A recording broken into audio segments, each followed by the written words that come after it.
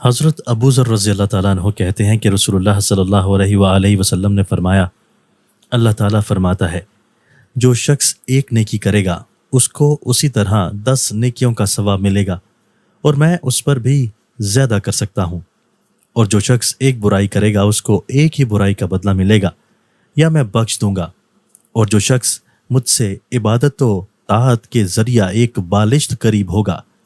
تو میں اس سے ایک ہاتھ نزدیک ہوں گا، اور جو شخص مجھ سے ایک ہاتھ نزدیک ہوگا تو میں اس سے ایک باغ یعنی دونوں ہاتھ قریب ہوں گا، اور جو شخص میرے پاس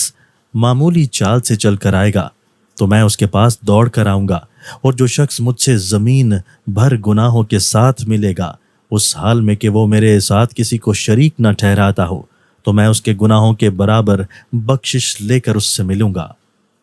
حضرت ابو ہریرہ رضی اللہ تعالیٰ عنہ کہتے ہیں کہ رسول اللہ صلی اللہ علیہ وآلہ وسلم نے فرمایا، اللہ تعالیٰ فرماتا ہے میں اپنے بندے کے گمان کے ساتھ ہوں جیسا وہ گمان مجھ سے رکھے، اور میں اس کے ساتھ ہوں جب وہ میرا ذکر کرتا ہے، اگر وہ میرا دل میں ذکر کرتا ہے تو میں بھی دل میں اس کا ذکر کرتا ہوں، اور اگر وہ میرا ذکر لوگوں میں کرتا ہے تو میں ان لوگوں سے بہتر لوگوں میں اس کا ذکر کرتا ہوں،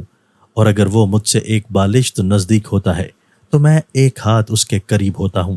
اور اگر وہ چل کر میرے پاس آتا ہے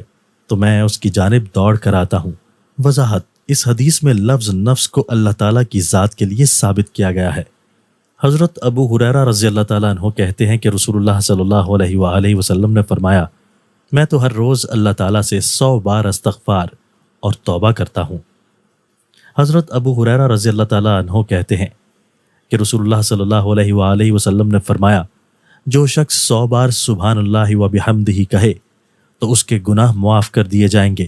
اگرچہ سمندر کی جھاگ کے برابر ہی کیوں نہ ہو۔